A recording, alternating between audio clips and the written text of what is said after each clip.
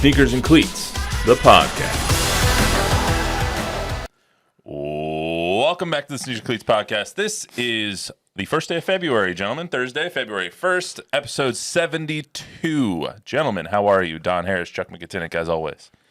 How does January have like 45 days in it? Does it seem long to you? It's only like February 1st? Yeah, why don't they give a couple of them to February? What do you mean balance only? things out? Well, February gets an extra day this year. What's that calendar that's got 13 months? I don't know. Mayan? Okay. It might be. Maybe. I don't know. I'm just throwing out countries now. The country of Maya? I don't know, man. The Gregorian calendar? I don't know. No, let's not get on it. Let's Let's not go off on a tangent. We are less than a minute into this thing, and we're already off somewhere we shouldn't be. Anyway, this is episode 72. We have a lot to get to. Dan Quinn leaving Dallas for Washington. Some fiery comments from Jerry Jones because, like I said, he likes to stay in the headlines. But, as always, we start with the number game. Number 72 after the episode number that we're on. So, first one that came to mind for me is not a player, but a team. 1972 Miami Dolphins always comes to mind when I think of the number 72, the only undefeated team in NFL history. And I would say the only NFL team in history that will be undefeated. I don't think anybody, now that there's 17 games, possibly going to 18 games, got to get through 3 or 4 rounds of the playoffs, there's probably no one ever that's going to do it again. Somebody will do it because the Patriots almost did it that year. They were one drive short against the Giants. But even they couldn't do it. One drive short of doing it. And you got to play an extra game now. Yeah, These guys did it in 14 games. Yeah, they did it in 14. I think they ended up 17 No, and 0. that was 16 game. That was a 16-game season. No, it wasn't. It was a 14-game season. The Patriots? No. The Dolphins. The The Dolphins. Patriots. Yes. The Dolphins. The Dolphins did it. Yes. Was easier. Yes. Yeah. The Dolphins and the Patriots actually had the same record, or almost the same record, I believe. I think because the Patriots were going for 18 and 0. When the Patriots were going into the Super Bowl, they were 17 and 0, which was the same record as the Dolphins had. I believe they were 17 and 0 when they finished after the playoffs. And that 85 Bears team lost one game, right? It was to your Green Bay Packers. I thought it was to the Dolphins. No, maybe it was. I think you're right. I'm pretty sure it was to the Dolphins. It was. You're right. They were you're 15 and 1, and the rest of the year they were pretty good. But, anyway. this is I can dream, kid. Kind of blasphemous because it was January of 72 where the Cowboys torched the Dolphins in Super Bowl VI, the 71 season, 72 Super Bowl. Oh. So that year, that's what I think of with 72. But when you say this, it's always the 72 Dolphins. Sure, that won the Super Bowl in 73. Yes, that won the rematch between them and the Cowboys in 73. No, the Cowboys didn't play the Dolphins. They beat the Redskins. No. Yes, they did.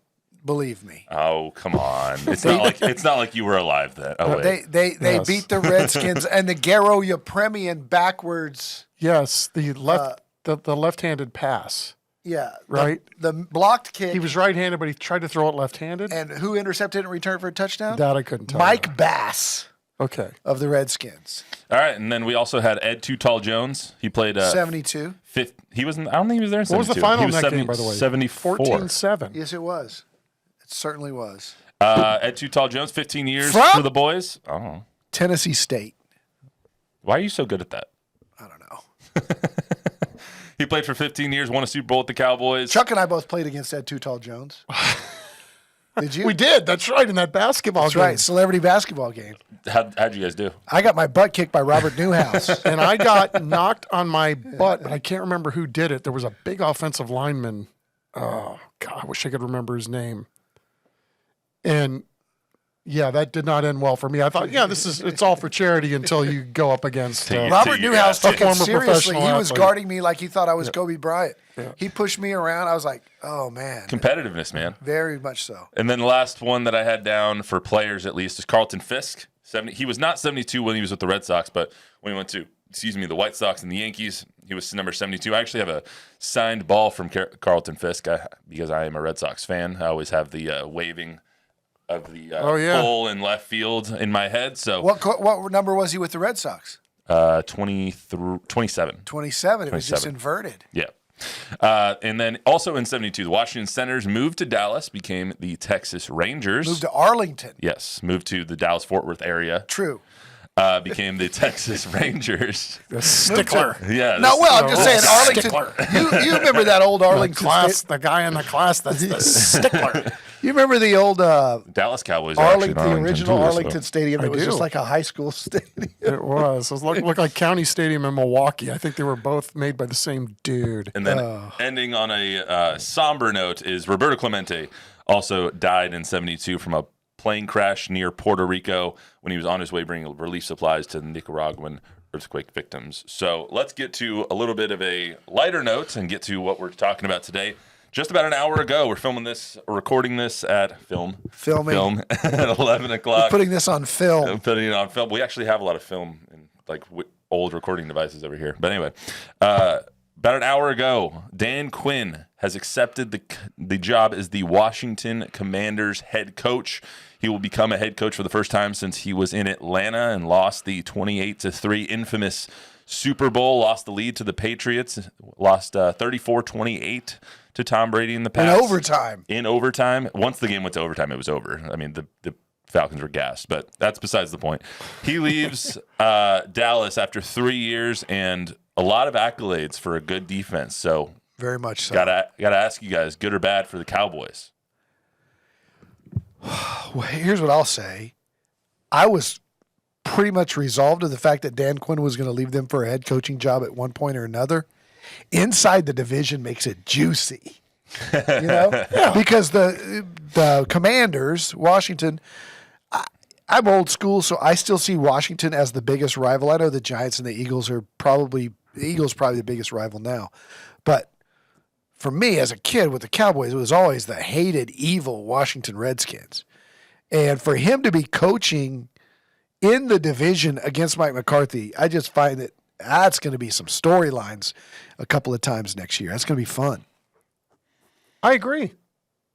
But is it going to benefit them? I mean, I think we've talked about benefit the Cowboys because he's brought the D back to Dallas. He really has. I mean, they've been fifth in scoring defense. They've been fifth in yards the last couple of years. They've really turned it around. I think they've led the league in turnovers with 93 over the past 3 years as well. They've been 12-5 every season. As much as credit as we want to give Mike McCarthy and Dak Prescott on that, it has to do with the defense as well. Micah Parsons has become a superstar under his tutelage. DeMarcus Lawrence has done really well. Deron Bland has become a star under his tutelage. I mean, you have all these guys that have played really well under Dan Quinn, and they all love Q, but I don't know how they're going to do now that he's leaving, or do they need somebody in there who is going to put a foot in their ass and tell them to get to the next level? Well, I think that's fair. I think when Dan Quinn was there, he obviously did a nice job, right? Resurrecting. He had a top 5 defense, so give credit where credit's due. For sure. Jerry Jones has said some interesting things over the last week or so. In particular, he said 3 things that stood out to me the other day in terms of where this team needs to go. 1, they got to run the ball better. But he also said they need to be more physical and they need to stop the run. That's been one thing during the Dan Quinn era that they haven't been elite at. Right? Stopping the run. And in the postseason, that's usually a thing that will get you beat. Or, whether it's on the defensive side of the ball, whether you can stop it, or whether it's on the offensive side and you can't run the football. So maybe this works out great for both teams. Washington gets a new voice in the room. He's going to be stern, but he's also a player's coach too. I get the sense Dan Quinn is. Mm-hmm. So maybe the Cowboys need somebody that's going to be a little bit more of an authoritarian in the guy coming in, and maybe it's Ron Rivera. Maybe it's they're switching spots. Yeah, I mean, wouldn't that make for an interesting storyline, right? All incestuous in the NFC East. I don't think the Cowboys are sweating this as much as they would have in the previous off seasons because of the way the Packers game and Aaron Jones ran all over them. I think it was almost like, we're going to have to make some changes. We're not changing Dak. We're not changing Mac. So this is kind of a easy way. I mean, you don't have to fire anybody. Yeah, but there's going to be a change, and I think they're looking forward to changing some things. They're going to change a lot of things, but I think this is one of those easy changes since the guy leaves on his own. Yeah. I think everyone was clamoring for change after what happened in the playoffs. Sure. And this is, like you said, the easiest way to get change because I think Dan saw the writing on the wall, whether the defense came out and fell flat this year or came out and was firing on all cylinders and they didn't end up winning the Super Bowl again, he was going to be gone next year regardless, in my opinion. Yeah. And how often do people clamor? Yeah. I mean, exactly. What about You and my verbiage, man. what about the word disruptive that Jerry used? Yeah. Over and over again this week. This is fairly disruptive. It's You're like losing a guy that guided you to a top 5 defense. So basically, my point is, when it comes to Dan Quinn, I think it's good that he's leaving. I think it's good for all the players involved that he's leaving. I think that they might have liked him, but they didn't. Micah's going with him, he said, right? he did say that. I thought, well, he said it out loud. Dak also said that about Mac, and I don't really think that was going to happen either. So I think it's all good for all the players involved. I think it's going to be great for Trayvon, great for Deron Bland. I think it's going to be great for all the guys involved because they'll have a new voice in there, and they'll be able to take on a new strategy. All Micah Parsons has ever known is Dan Quinn. So now that they're going to get a new voice, maybe someone different, someone maybe that can change the mental aspect of the game, and something maybe change his mindset when it comes to stopping the run or how he's used on the defense. And maybe they drop him into coverage more. Maybe they do a bunch of things with Micah and use this team and its talent a little differently. I told you guys last week or 2 weeks ago, whatever it was, that it seems like this coaching staff doesn't get the most out of the talent that they have. And they undoubtedly, unquestionably have talent. Can a new defensive coordinator get more out of the talent that's on this defense? I would say yes. Well, I don't know that I would agree with that assessment. I mean, they won 12 ball games, and there were a lot of guys that had great years.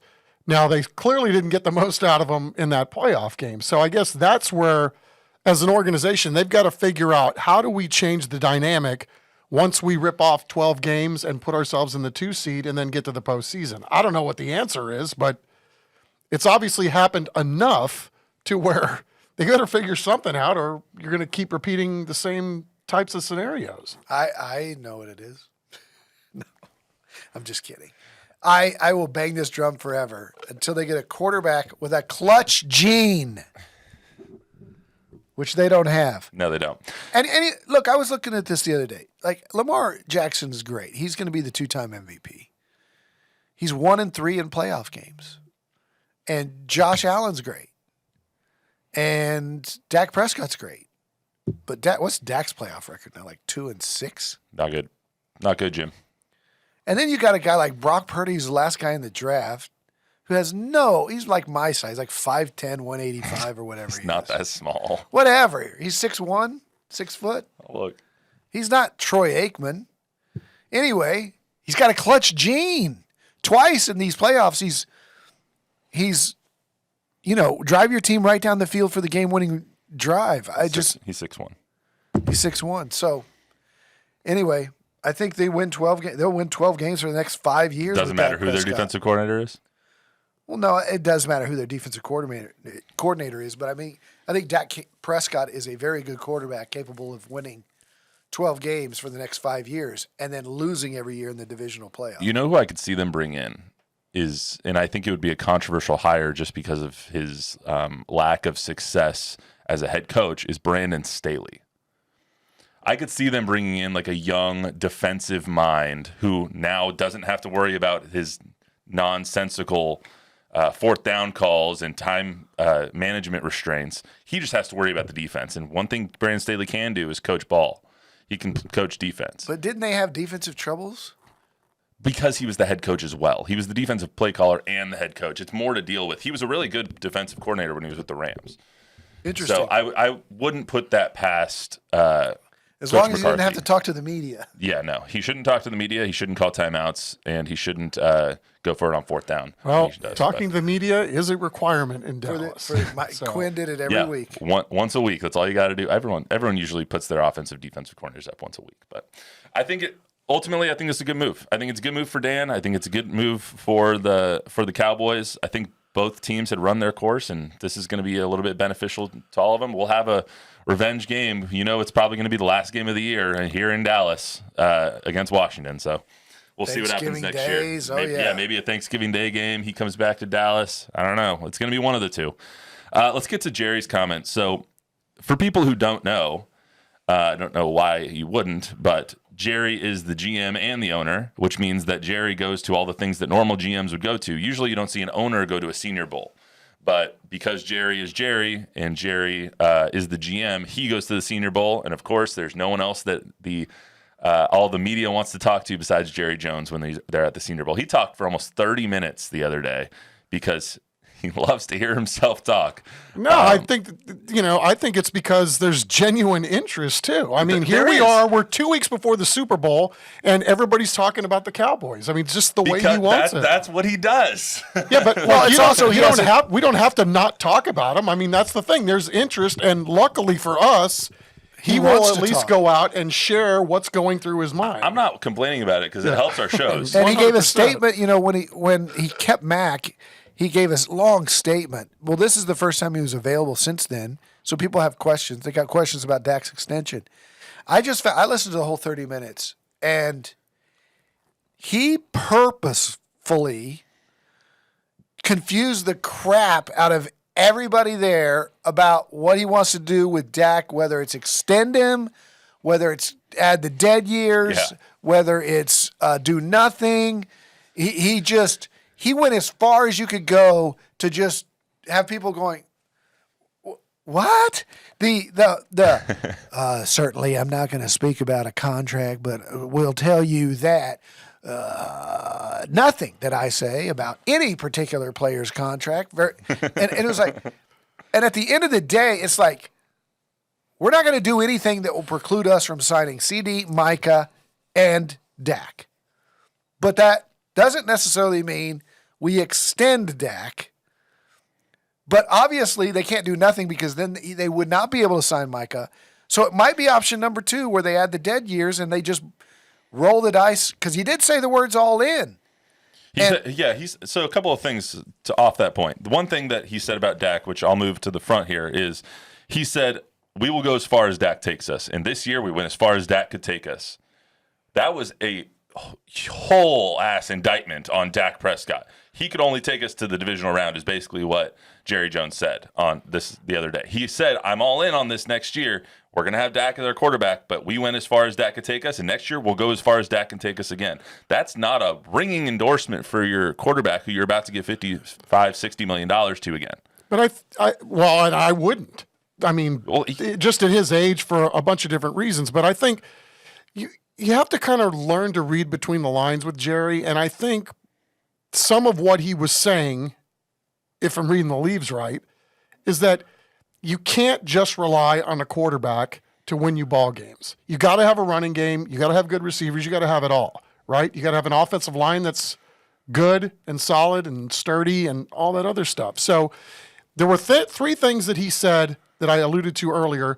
He also said in that press conference the other day, or that impromptu press conference, about trying to get better at running the football, right? So they've got to do something with that. I lost my train of thought. I know I was going somewhere really good at that. Derrick Henry. No, but I mean, so anybody, right? But it's you. He said, I remember what it was now. He said, we saw some things this year and we're going to ride those guys. Well, what did he see this year? CeeDee Lamb. 88.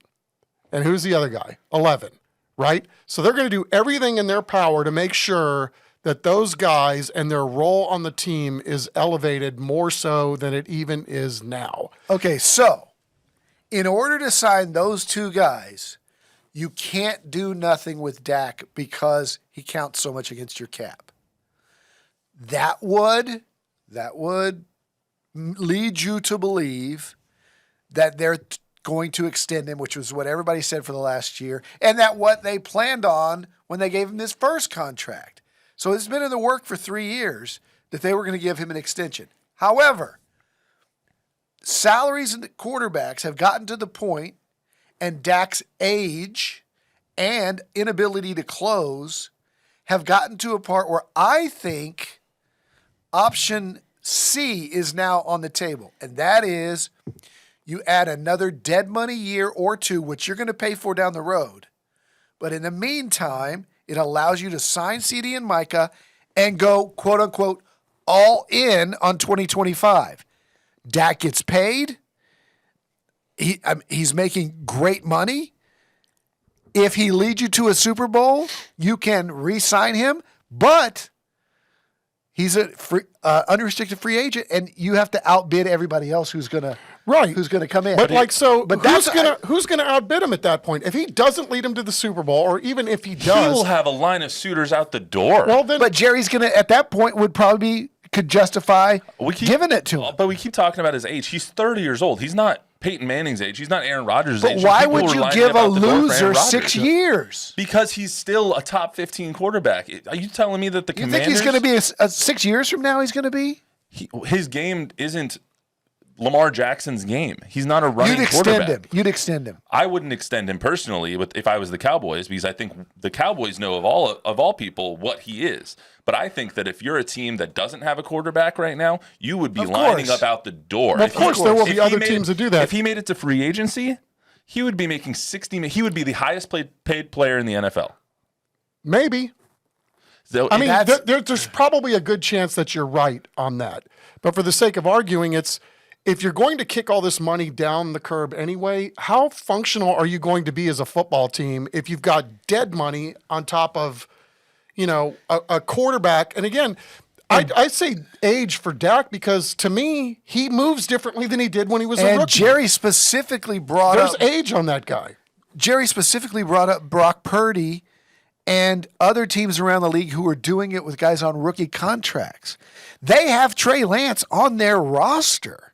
Like, he's not as good as Dak. he's also going to be re-signed here soon, too. But he's not going to get that kind of money. No. But he's not as good as Dak, but a different quarterback, a cheaper quarterback, allows you more CeeDee Lambs, more Micah Parsons. You end up like the Niners. You end up like the Niners, and look what they're doing. They're going to Super Bowls. All right, let me ask you guys this. We look at this from the team perspective all the time. You see the Niners with Chase Young on one end, Bosa on the other? And they still don't have a great pass rush. Going to the Super Bowl. Yeah, we have more time to talk about them later. But let me ask you guys this. So if you were Dak, looking at this from a team perspective is one thing, but looking at this from where Dak is in his life and his career, if you were Dak, would you even want to be in Dallas anymore? Yes, I would. I personally wouldn't. Well, because every single day you have to deal with this crap. Every single day. And he has done it as well as anybody has in the history of the Dallas Cowboys. It's bigger than football. He has been amazing. It's bigger than football. The star on the helmet of the Cowboy quarterback gets you a $20 million TV deal like Tony Romo and Troy Aikman, and it gets you a $700 million real estate business like Roger Staubach. It's different now, though, because he's been that for so long. He can still do that after he's gone. You're telling me that if he goes to – I'm just going to pick a team out of thin air here. If he goes to the – Commanders, just because they're top of mind, that wouldn't happen afterwards. He would still be the quarterback of the Dallas Cowboys.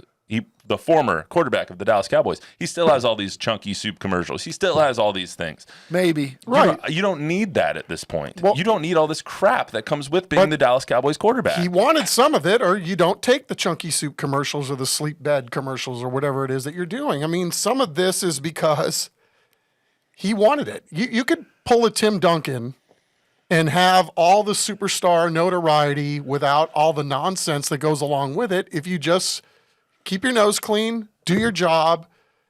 I don't remember Tim doing a whole lot of endorsements and turning a lot of his stuff down because he didn't want to have to deal with that much hate. And it's not even a fair fight because the Cowboys are in a different stratosphere from every other team on the planet.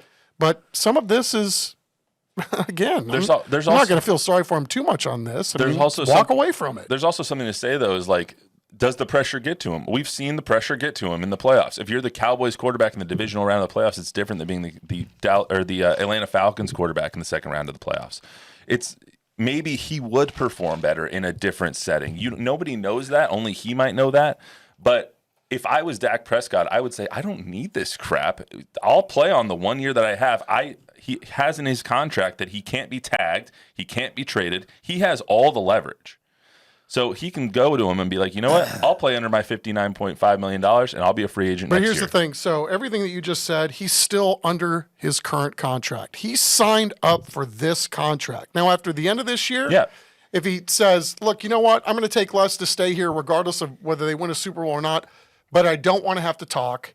I don't want to have to get in front of the media. I'm not doing any commercials. I'm going to just be the quarterback, and that's it. But for right now, this is part of what he signed up for. If you're going to be paid like a top 10 guy, then damn it, you're the face of the franchise, and you got to get out in front and be that guy. To your point, if Jerry Jones puts a piece of paper in front of you, Matt or Dak, to this offseason, that says, there you go, there's $230 million. You're not going to say, I'm just going to play it out. I don't want this stuff anymore. Why not? He can make $300 million next year. He could also redo his ankle and make nothing. Yeah, but if he breaks his ankle again, he would still get paid next offseason by somebody. Yeah.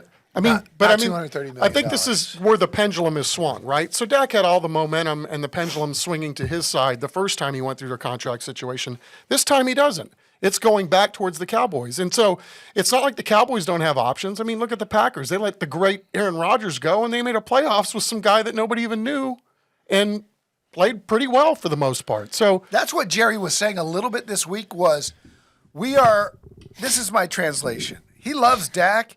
He will sign that. Jerry will give Dak this extension if he can also get CD and Micah, and the three of them can take $5 million less here, $10 million less here. We all work it out. Dak's being paid $45 million a year instead of $60 million a year, whatever, for 6 years, but some of it's guaranteed. Like, he'll work with them to see if it all works. But at the end of the day, if he can't get CD and he can't Micah, and Dak's going to require 6 years at $60 million to be the highest paid quarterback, that's where Jerry hinted this week that I might have to look at how the Niners are doing.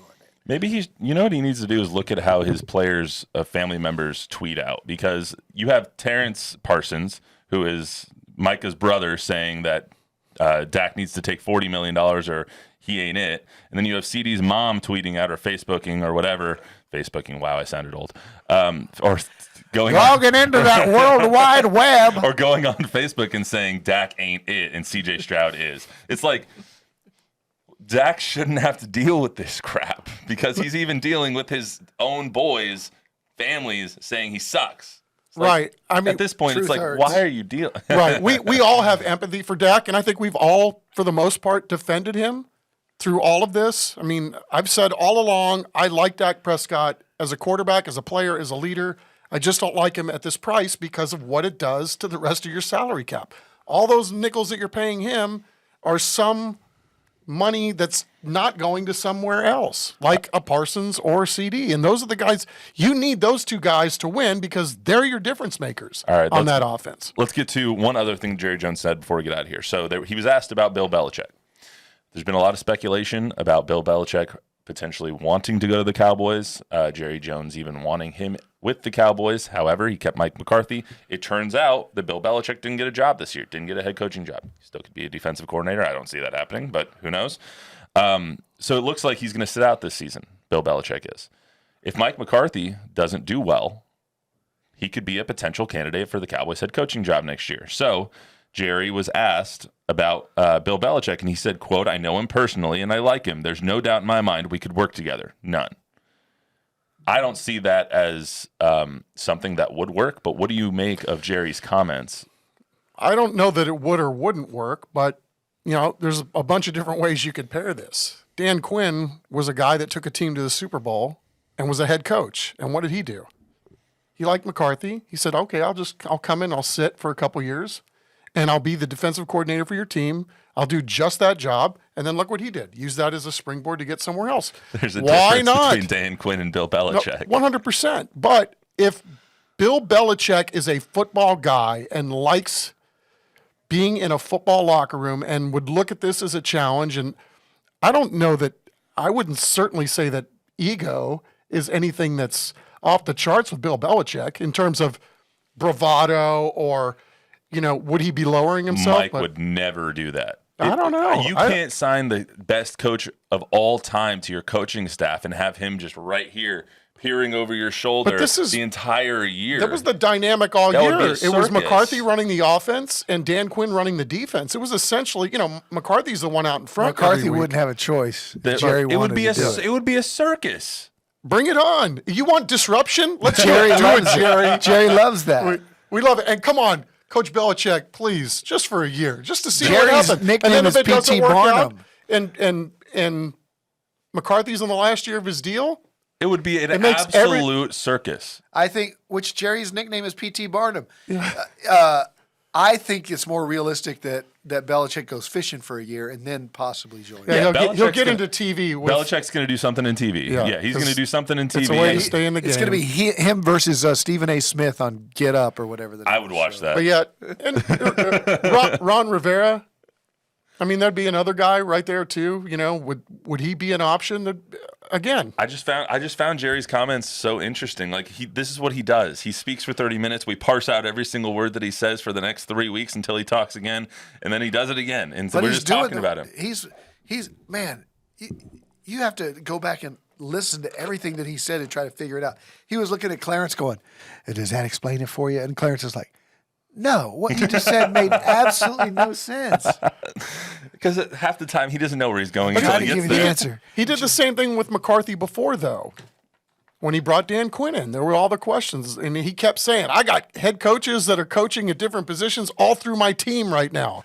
He talked about Kellen Moore in the same vein. Went really well. Well, that's all we got for you on the Sneakers Cleats podcast on this Thursday edition. We tried to stay on the rails a little bit, but sometimes it doesn't really happen. Remember to download, rate, review, subscribe, give us a 5-star rating, tell a friend, tell an enemy. We will see you right back here on Monday. Until then, everyone have a good weekend, and hopefully Wemby gets picked as an all-star reserve tonight, but we'll see.